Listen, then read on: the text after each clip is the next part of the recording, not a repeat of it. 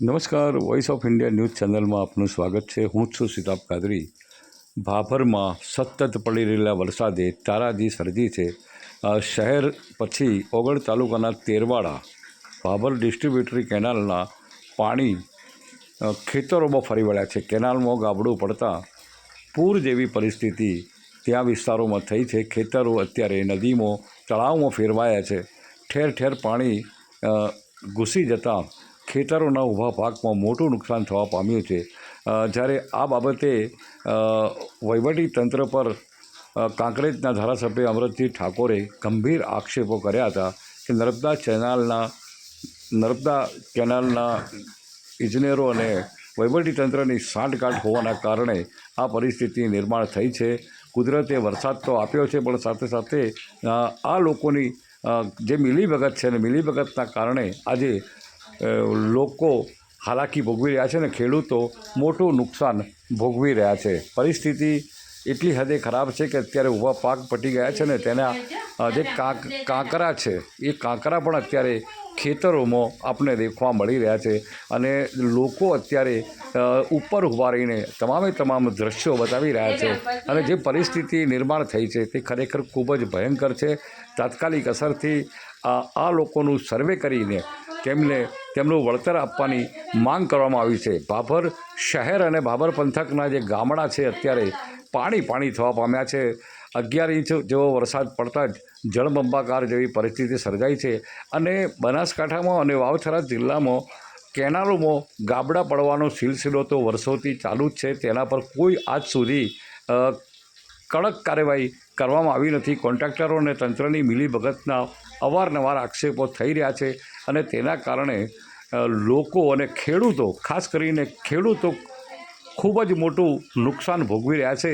દ્રશ્યોમાં આપ જોઈ રહ્યા છો કે અત્યારે આ જે પાણી વહી રહ્યા છે તે પાણી કેનાલના ગાબડાના કારણે ખેતરોમાં વહી રહ્યા છે અને ખેડૂતો પોતે નિરાશ થઈને સ્થળ ઉપર ઊભા રહી અને બરબાદીના દ્રશ્યો તેઓ જોઈ રહ્યા છે. ખરેખર ખૂબ જ ખરાબ પરિસ્થિતિ અત્યારે અહીંયા નિર્માણ થઈ છે.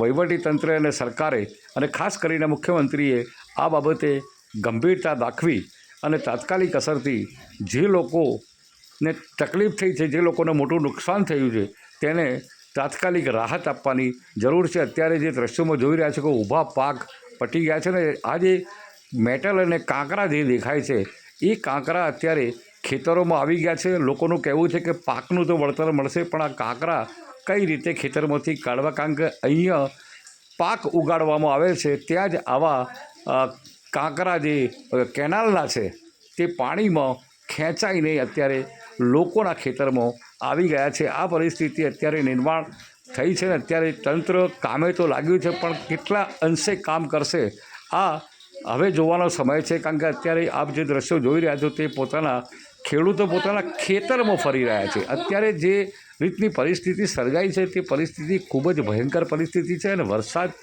હજુ ચાલુ છે અને હવામાન વિભાગે જ્યારે હજુ પણ વધારે વરસાદની આગાહી કરતાં ત્યાંના લોકોના જીવ પડીકે બંધાયા છે. આ જે દ્રશ્યો છે તે આપ જોઈ રહ્યા છો કે અત્યારે નદી સ્વરૂપ જેવું થઈ ગયું છે. આ ખેતરો છે, આ મુખ્ય માર્ગ છે, રસ્તાઓ ઉપર પાણી ફરી વળ્યા છે. કોઈ પણ જગ્યાએ રસ્તા દેખાતા નથી. અત્યારે જે પરિસ્થિતિ અગાઉ પણ આ રીતના વરસાદો જ્યારે પડ્યા હતા ત્યારે ખૂબ ભયંકર પરિસ્થિતિ હતી. એ જ પરિસ્થિતિનું ફરીથી નિર્માણ થયું છે. લોકો પોતાના ખેતરના શેડા પર બેસીને બરબાદી જોઈ રહ્યા છે અને આ બાબતે ધારાસભ્યએ શું કહ્યું છે સાંભળો.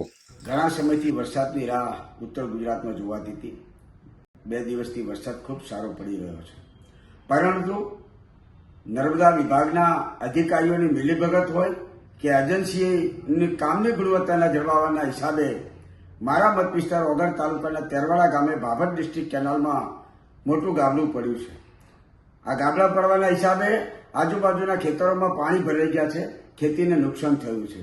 ક્યાંક ને ક્યાંક સરકારી તંત્ર અને એજન્સીઓ વચ્ચે તાલમેલ ન હોવાનો હિસાબે કે અથવા એજન્સીઓને છાવરતી હોવાના હિસાબે વારંવાર આવા ગાબડા બનાસકાંઠામાં પડી રહ્યા છે અને એના ભૂલે ક્યાંક નિર્દોષ ખેડૂતોને મોટું નુકસાન થઈ રહ્યું છે. ત્યારે તંત્રને મારી વિનંતી છે કે તેરવાડા આજુબાજુની અંદર આ જે ભાભર ડિસ્ટ્રિક્ટ કેનાલ પસાર થાય છે, થડી મીઠા થઈને પસાર થાય છે. એ કેનાલમાં જે ગાબડું પડ્યું છે તેરવાડાના ખેડૂતોના ઊભા પાક ધોવાઈ ગયા છે, જમીન ધોવાઈ ગઈ છે. એનું તાત્કાલિક સર્વે કરી અને એમને યોગ્ય વળતર આપવામાં આવે.